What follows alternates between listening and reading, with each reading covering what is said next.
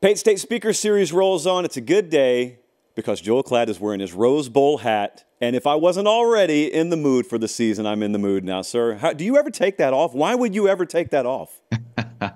It's my favorite hat, obviously. Yeah, if I'm gonna be on anywhere or I'm gonna represent my favorite game, it's the Rose Bowl. For sure, I'm always gonna represent. And we got Michigan, Alabama out there. If time allows, we'll get to that. I wanted to start off with a lot of what's buzzing in college football right now.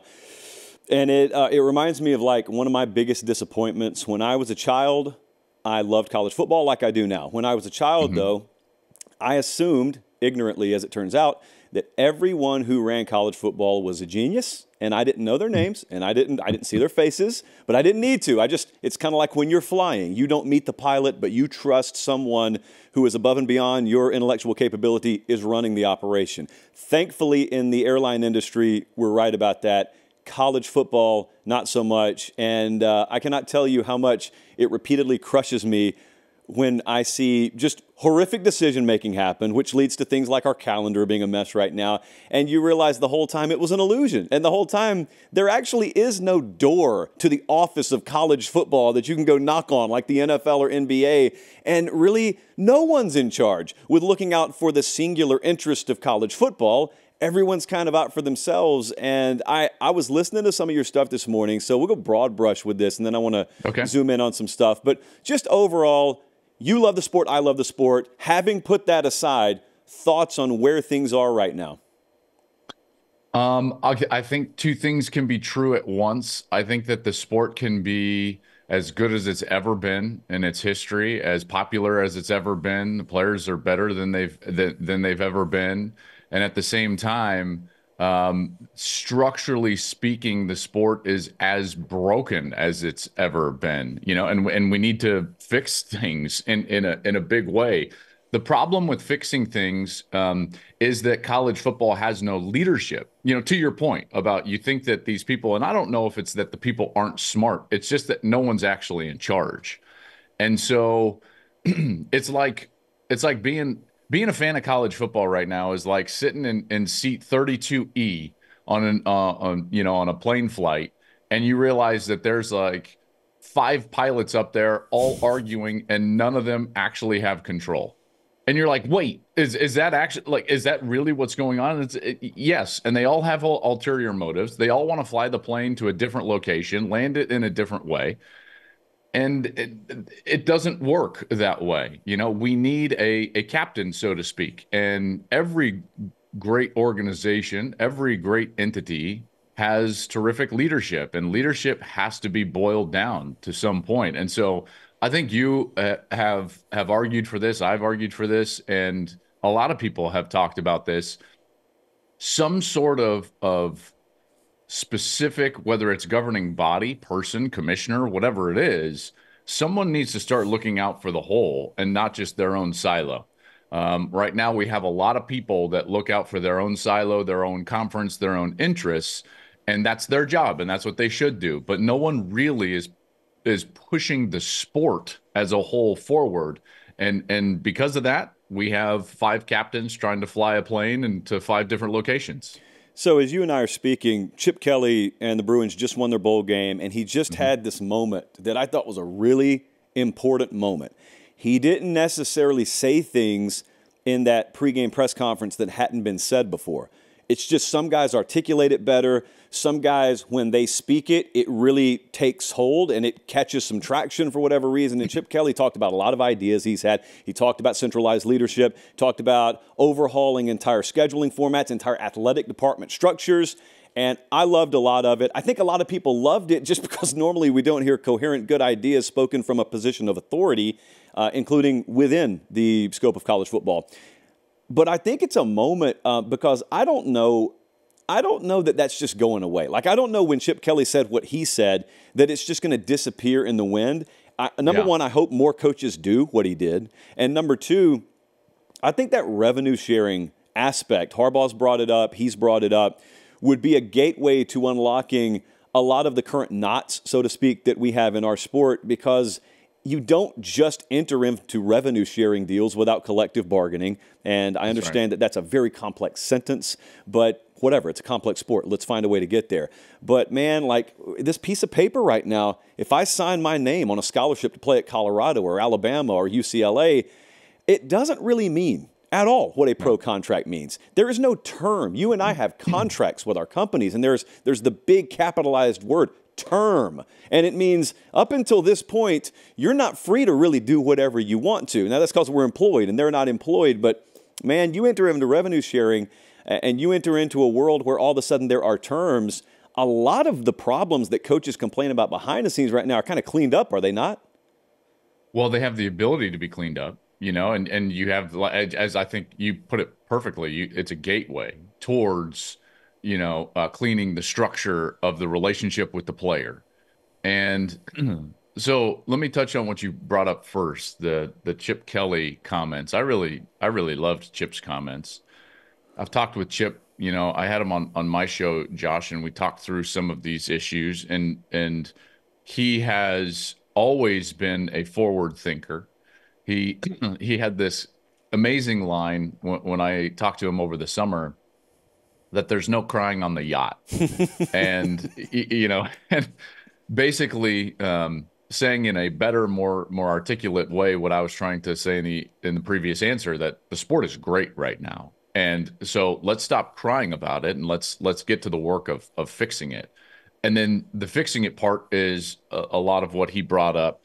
I'll take specifically kind of a couple of things that I really loved about his whole answer. And I'm sure if you're listening to this show, you've heard it.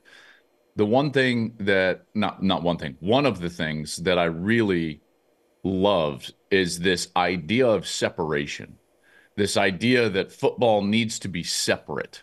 Now, he had some specificity involved, but as it relates to its conference affiliation, its governance structure, its model overall, it really does need to be separated from the rest of intercollegiate athletics, because there is no organization that can make rules effectively for the participants of softball at UCLA and football at Alabama. Those are two totally distinctly different entities, and they face different pressures. They have different monetary structures. So we should probably govern them differently. And the fact that we've tried to lump all of this in together. And by the way, that's different sports. You could say this just about different levels of football. There's no reason why we should have the same governing structure or rules structure over Alabama and Ohio State that we do over Albany and South Dakota State. It's wild. So this idea of separation, I'm very much in favor of. What it exactly looks like, I'm not quite sure. But he also brought up the scheduling aspect, and you touched on that. Once you separate and you look at what the sport actually needs and what could be done as far as the growth of the sport, you look at schedules. There is zero reason why we should have athletic directors in dark rooms in Vegas at the NFF Foundation meeting, scheduling out 10 years in advance. I mean, you look at what it gave us this year. Because of our broken scheduling model, Michigan and Georgia played the two basically weakest schedules of any best, quality team in the country, because games had fallen off. Michigan to their own accord, and Georgia and Oklahoma because of the SEC's expansion with Oklahoma. None of it made sense. Meanwhile, just because it was 1 year in advance, Texas and Alabama did play, and Oklahoma and Georgia did not play. So, again, like the scheduling aspect of how you could schedule non-conference games is something I'm very much in favor for. And then you touched on the revenue share, and you're right. This is a gateway. The revenue share and the idea of the revenue share is the way to not only allow the players to participate in the upside of the sport, which is vast, but it also allows for the opportunity to come to the table and put guardrails on the sport so you can protect both the programs and their fan bases and the players themselves. And that's, by the way, you can get into a real rabbit hole once you talk about protecting players, because, and I brought this up on my show, they're talking about unlimited transfers. Mm-hmm.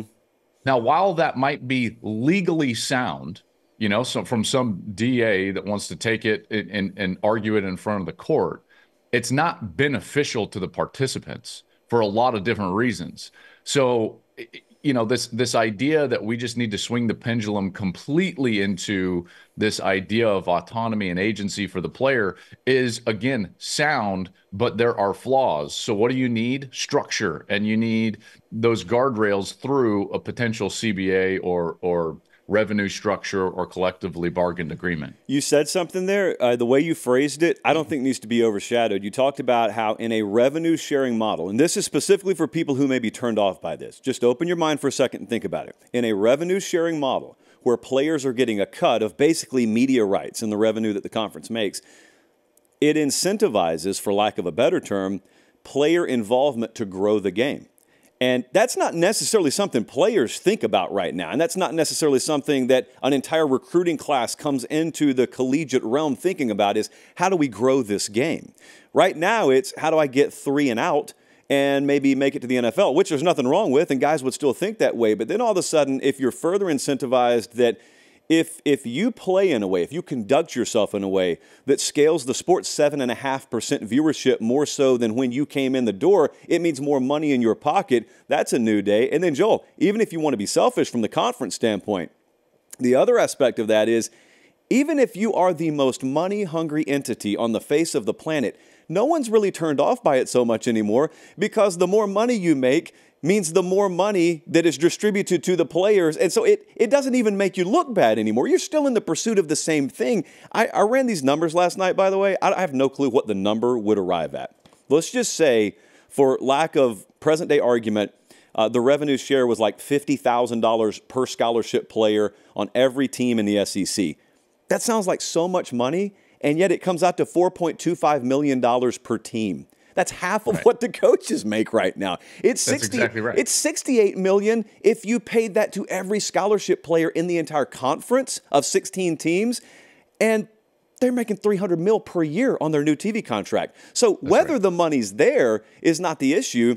Whether you may be turned off by it because you were cryogenically frozen 30 years ago and you just woke up, that may be a question. But ask yourself, if you are of the crowd that's turned off by that idea, does the alternative appeal to you anymore? Because the alternative is something like you just talked about. Dude, you're headed towards a world, it's going to happen if nothing changes, where you have unlimited transfers. And you cannot count on 18-year-olds to know that that's not in their best interest. And even if they do know it, you know as well as I do, it's not players who are banging this drum right now. It's people dressed up in $4,000 Armani suits in courtrooms every Monday morning who are fighting for the player's best interest, and really they have self-preservation in mind. So even if you are turned off by it, I think that there needs to be some mind opening a little bit to what the alternatives are here is all I'm saying. Yeah, the idea that an unlimited transfer structure would be good for a player is really off. I can think of reasons out, just like quickly. One is you can't make quality decisions about where you're going to go based on incomplete information. Right. And that's the definition of incomplete information because you have no idea what rosters are going to look like across the country. So that's number one. Then you just have the development side of things. And that has, by the way, all different prongs, including your personal development, your academic development, and your development as a player. All of those are going to be hindered if all of a sudden you have unlimited transfer. Obviously, the personal growth, it's just like lifting weights, right? You've got to do something difficult in order to strain your muscles so that they grow, so that then you can do those things easier. It's the same thing in your person. And anybody that has grown up and is, an adult now knows that the most personal growth that they ever had was when they went through something difficult. You've got academic issues because how are you going to graduate if you're transferring every year? It's virtually impossible. And then you've got the player growth. And this is where I'm concerned for players because they will start to be treated as commodities where what incentivizes a coach to recruit a player, get a player, realize that player maybe isn't what they thought they were? What incentivizes the coach to pour into that player and develop him into something that he is not? I don't think that there is an incentive. Why? Because you can just go get a new player. Yep. And that's not good for players either. And then I would say the last thing is and you touched on this earlier in a question. It's not reality. How are you teaching these young men about what the rest of their life is going to look like if they think that they can just leave anytime? I can't. You can't. Nobody can. Nobody can. So, like, I fail to see how that would be beneficial. Yeah. Yeah. Would be legal, not beneficial. Completely valid argument and completely valid conversation that has to be had. So, shift gears for a second. I thought back in August, when the announcements started to come out about who was broadcasting which game, which games were going to get the big preseason push, you guys over at Fox made a very calculated decision. And that decision was to go all in early in the season on Deion in Colorado. And also from a marketing perspective, a lot of the Fox oxygen was spent on promoting Colorado TCU. And then there was Colorado Nebraska. And I remember I was talking to Jesse in like a room next to this room. I said, dude, that's bold. Because if they get this thing to thread the needle, it's going to be like a bonanza for them. And it did. TCU wins that first game by 45. There's egg all over the face of whoever made that decision. You were in the booth for both of those games. So walk me through what that was like when that sort of like hype hurricane hit land and they go in and they beat TCU. And then the next week they have, I believe it was the Nebraska game. And like all of a sudden, you're doing the biggest numbers in the sport. And it's Colorado football. You played at Colorado. So like it's a merging of all your possible worlds. What was that like? It was wild, and so I'm involved to some degree in the off season, and I'll start actually pretty soon here, not in too long. Looking at next year and looking at the schedule and starting to devise, what I think and we think it could possibly look like. And one thing that I was bullish on is that being around Colorado, knowing, talking with Dion and knowing what they were going to bring in, I thought two things. I thought that their skill would be way better than people realized, and that their depth would be way worse than people realized. And so my inclination was we were going to have a really poor opening few weeks. We just didn't have the selections because of non-league, matchups. The Big Ten didn't have many non-league games that we could select. Same in the Big 12 and with the noon game, we don't really do West Coast kickoffs. So it's not like you can ask teams to kick at 9 a.m. on the West Coast.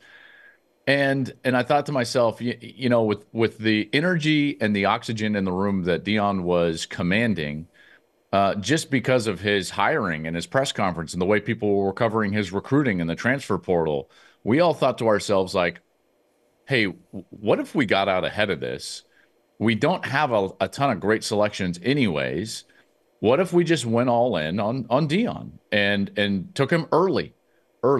I knew that the Nebraska game would be a good one because it's a home opener. That place was charged up to have Dion, and Nebraska was a team that I thought like, maybe Colorado can beat them, in particular if they don't suffer any injuries early. The TCU one was the lightning in a bottle. Yeah. To be very fair, as I'm always rooting for our schedule and things like that. I thought to myself, boy, if Colorado could just be in this game in the third quarter and provide some hope for the fan base and maybe even the nation that's trying to support Dion, like then we've got something and we can still get something for that Nebraska game.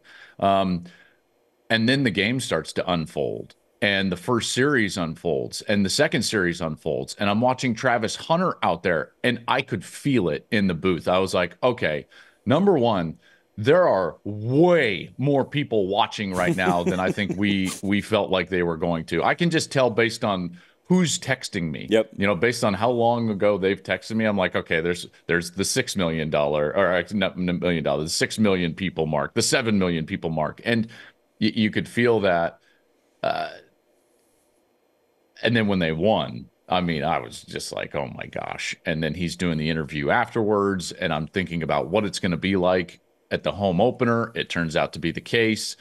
And it was actually after the TCU game. that we immediately put our heads together and we were like, okay, look at this. Now they can very assuredly beat Nebraska, which they did. They should beat Colorado State, which they almost didn't. And I thought to myself, guys, they're not going to beat Oregon, but we should probably look at USC as well. And that's where we kind of extended the runway for Colorado and went out to USC. When that started happening, we coined a phrase on our show. We called it the Dion tax. They're also suffering the Swift tax in the NFL right now. And that's when this phenomenon happens that it bubbles over the usual pot of college football or the NFL, and it bleeds into the mainstream of the pop culture. And it attracts people. It provides an off-ramp to your sport that otherwise didn't exist on the interstate. And as a result, and it's a good problem to have, all of a sudden a bunch of new people show up. And the new people are not quiet. The new people want to have their voice heard as well. And so it went from let's be cautiously optimistic to, oh, wow, this is a great early season story, to all of a sudden you and I are talking at a normal tone, and then 5 people walk in the room speaking in a loudspeaker saying, this team can win the Pac-12. This may be the best team in the country. And that was the Dion tax, and you get shouted down by them. Of course, they disappear after the Oregon game, but it's crazy because you feel like the college football season goes by in a blur. But the Colorado season felt 5 years to me. That period feels so long ago, and then they dipped, and now you come back out, and you're looking at early signing day coming up, and the portal, which we'll talk about in its own right in a second. What kind of lessons do you feel like, if any, were learned out there about what that staff went through year one? Oh, man, so many. One, Dion doesn't shy away from the tidal wave of attention. Just he's gonna get on a surfboard and be right at the top, whether he feels like he can ride the wave or not. He's gonna be right up there, and doing everything he can to perpetuate that narrative. And then the other thing I learned is that, and this is not my own thought. I've heard other people say our country, they like, no one in our country likes 10s. And we all want 2s to be better.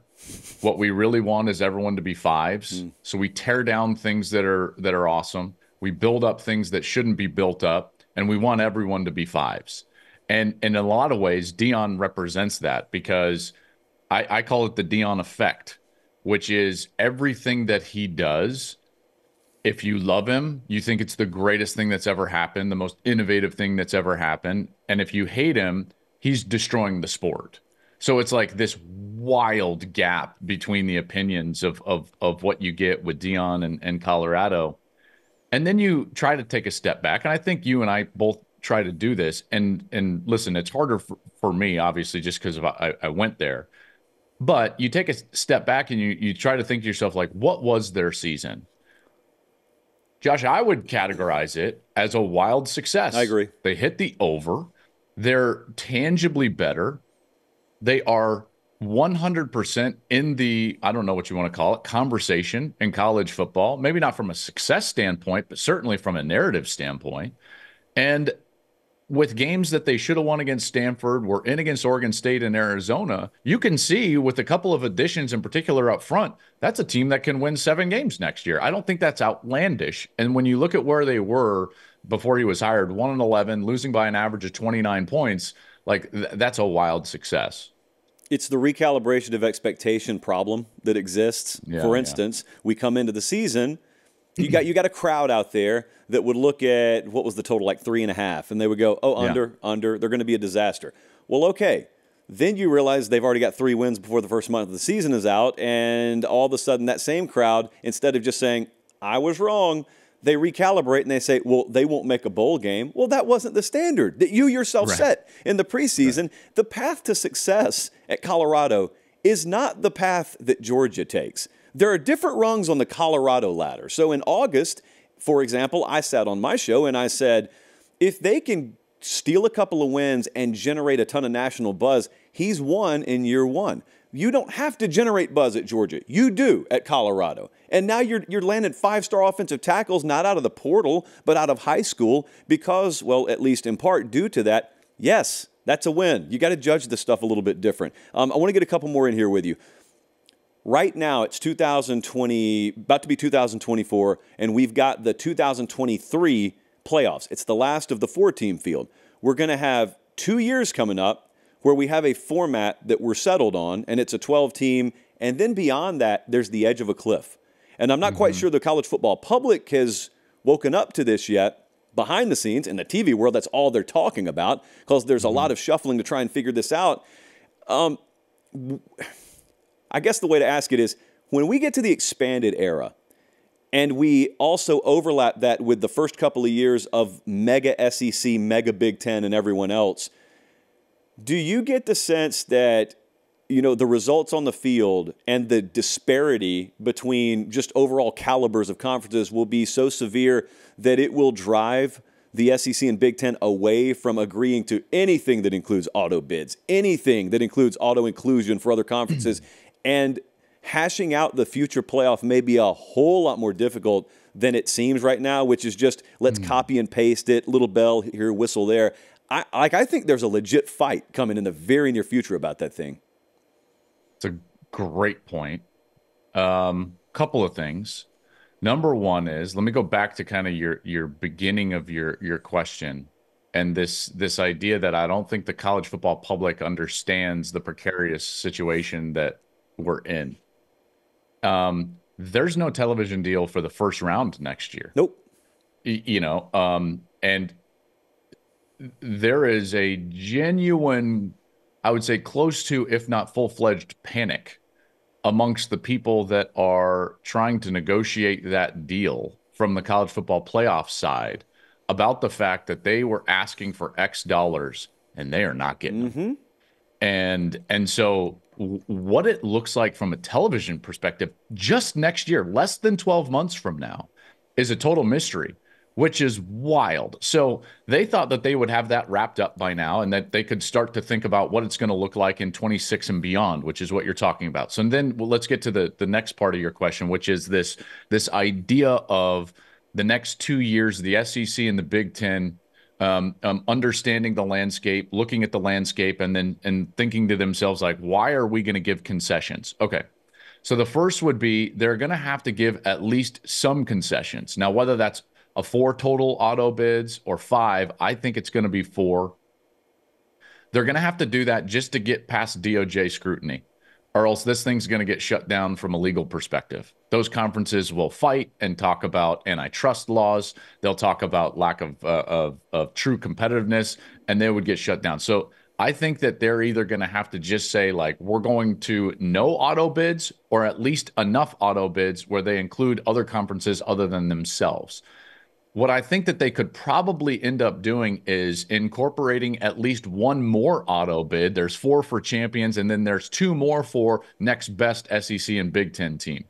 Now, you would assume that those teams would get in anyways, but you know how people are in this industry. They love these guarantees, and they want those guarantees for their silo. So I could see maybe that falling into place. But the last part of this is that we already see and hear the narrative building. I think the SEC and their coaches do it better than anybody about how difficult their schedules are and how difficult their year is. And so they like to plant that seed so that the committee who ends up ranking the teams has that in their mind. And I think both of those conferences are going to perpetuate that narrative. And I don't think they're wrong, by the way. When you say the word narrative, it immediately people assume that it's a negative. It's not a negative, because it's going to be true and accurate. When you look at the schedules that the Big Ten teams are going to play and the SEC teams are going to play, they are vastly more difficult than what the other conferences are going to play in the ACC and in the Big 12. So they will end up, I think, lobbying even more so than what they do now for their teams. And then here's the other part. I think that we might get to a point where we crown a regular season champion like we used to without a conference championship game, and then the conference championship games actually slide down the rung where you'll play an SEC 5 versus 4 in order to separate the two to get that 4th team into the playoff. And the same thing might happen in the Big Ten because of the devaluation of what's going on at the top. We know the top 2 teams are in. Like, why make them play an extra game? You know, what happens if somebody gets hurt? when you could maybe elevate your fourth team or your fifth team in order to make sure that they're getting one of those last spots in the 12. I never thought about that formatting. So that's fascinating. The other side that's a little more, I don't know if it's morbidly fascinating, depending on what you value, but it's just fascinating for different reasons, is you talked about the antitrust risk you run if you try and get aggressive and force other entities' hands with the weight you carry, if you're the SEC or the Big Ten. And there's this part of me that says, man, Joel's right. There's this other part of me that also says, he's right. What if they do it anyway? What if that's their end game? What if they want to save face, but also force this thing over the cliff to where when it falls, they look and say, oh, well, can't have our national playoff. I guess we'll have to have our own. Big Ten, you guys going to do the same thing? Okay. And like, to be honest, a television product that has an entire season dedicated to crowning the SEC champion or Big Ten champion in a 16-team field is not the worst idea in the world if you're an SEC fan or a Big Ten fan. If you're holistically a college football fan, it kind of sucks because it boxes a lot of people out. And that's why I wanted to bring this up with you, because you're behind that curtain as well, and you get the conversations. You have them in your ear right now. There is so much uncertainty. That's why when Chip Kelly talked the way he did, I thought it was important, a little bit different vein, but I think it's important to do it now. And if you've got frustrations and you've got some weight, do it now, because this is the most wide open. It's the foggiest the future has ever been. And any good idea, Joel, could quickly rise to the top and get grabbed a hold of quicker than normally in this sport where it moves like molasses in December to try and get stuff changed. Yeah, that's the fight that they're having, is that normally college football and intercollegiate athletics move like the Titanic. You know, it takes forever to turn, and yet they're forced into a situation where they need to act a little bit more like an F1 car in the next couple of years, and be mobile and be nimble and be able to turn on a dime. That's not its nature. The two most important people right now in the sport are Tony Petitti and Greg Sankey. Because they wield the most power. The commissioner of the Big Ten, commissioner of the SEC. It's not the executive director of the CFP, Bill Hancock, or their new executive director. It's not Charlie Baker, who's the head of the NCAA. The NCAA is hanging on by a thread. Yeah. An absolute thread. We haven't even said those words. We haven't even said those letters the entire conversation. That's how little I think they will matter in the grand scheme of things moving forward. That's right. That's exactly right. So those two guys, Tony Petitti and Greg Sankey, have a lot to figure out. And think about it from this perspective. Their occupation, their contract, and their entire professional objective is to look out for the entities that they represent. That's who hired them, the presidents of those institutions in the SEC and in the Big Ten. And yet they both know, and I've talked to both of them about this at length, that the decisions that they make are going to shape the sport overall. And that is a wild place to be for both of these guys. Their job is not to protect college football, and yet their job is to protect college football. How do they do it? Yeah. I'm not sure. And that's why, you know, what you said about like anything is available. Yeah, I agree with that. Expansion from 12 is available, I think. Now, whether it is an official expansion remains to be seen, because like I said, I think that we could get a play-in structure into the 12 via what I would consider lower rung games in each conference as championship games, and we could call them play-in games. So rather than a Big Ten championship game, you would have the Big Ten play-in game and the Big 12 play-in game and the ACC play-in game, and it just would be different of where that falls in terms of their standings. With the Big Ten and SEC, it might be 4 and 5, and then with the ACC and the Big 12, excuse me, it might be 2 and 3 or 1 and 2. So those are all things that remain to be seen. I will tell you this: our sport, if you really want to grow it, has a chance to grow. I think that we should think about things like bringing the NFL into the room. Josh, I think that we should bring them into the room and give them a cut of the revenue of the playoff.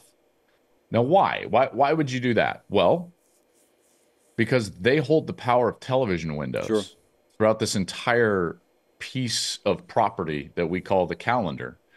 So if you bring them in, what they're going to do is be more incentivized to give you windows that would be beneficial for your sport and for them. So how about this? Just like wild idea. What if the national championship game always landed on, I don't know, Josh, wild card weekend of the NFL playoffs? And what if the national championship game was always on Saturday night, not Monday night, because Monday night is the dumbest thing I've ever seen in my life.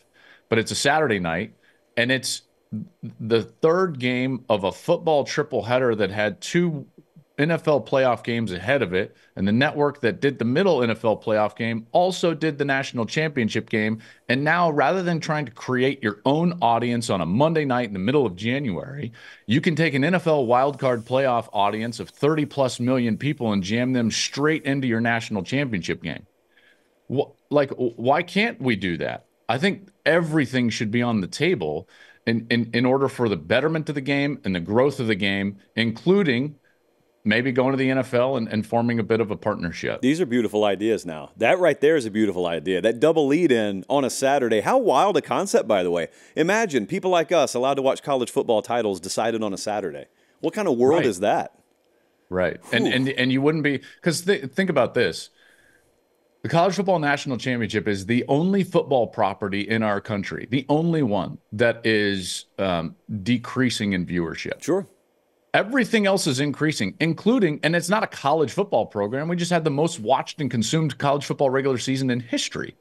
I just did a game with 19 million people watching, Michigan and Ohio State. You can't tell me that viewership is decreasing. So why in the world is a national championship game last year getting 17 million viewers? Well, one, TCU Georgia was not a good matchup, but also you're trying to just create an entity on a Monday night. It doesn't work. It's not the Final Four, and from that perspective, I think college football needs to really think about going back to their roots, potentially moving their playoff closer to the regular season, getting a better calendar. Maybe we end the season on the first. Maybe it's NFL wildcard weekend, but all of these ideas should certainly be on the table. Okay, look, this is not over. I want us to bookmark where we just left off. So we fixed about half the sport today. We got another half to go, but time is of the essence.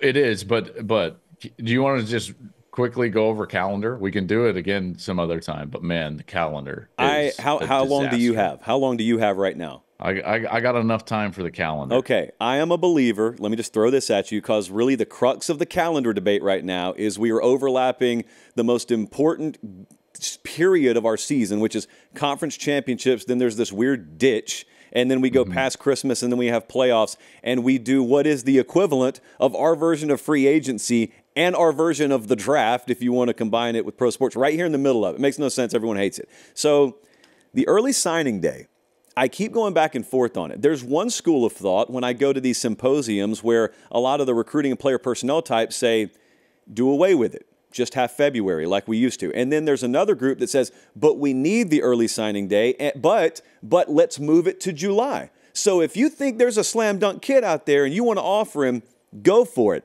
But you're going to have to do it before his senior year. You're going to have to guarantee a scholarship, even if he gets hurt. And if you put an offer in front of that kid, it has to be committable. So you can't just carpet bomb the entire country with offers and then kids try and commit and say, no, we can't take you right now. And the thinking is hardly anyone would commit on the early signing day. The ones who did would be few and far between, and good for them, and their future's guaranteed in writing at that point. But it would really backdate a lot of the commitments and signings to February where they used to be, and it would not open. That window would not even open until after championships are played, at which point you could also do your transfer portal. And it sounds so simple.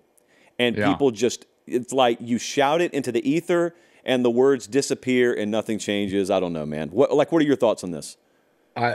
First of all, I love this conversation. I think these conversations, to be honest with you, Josh, this is why I really wanted to come on, because you obviously have a tremendous following and listening and listener base.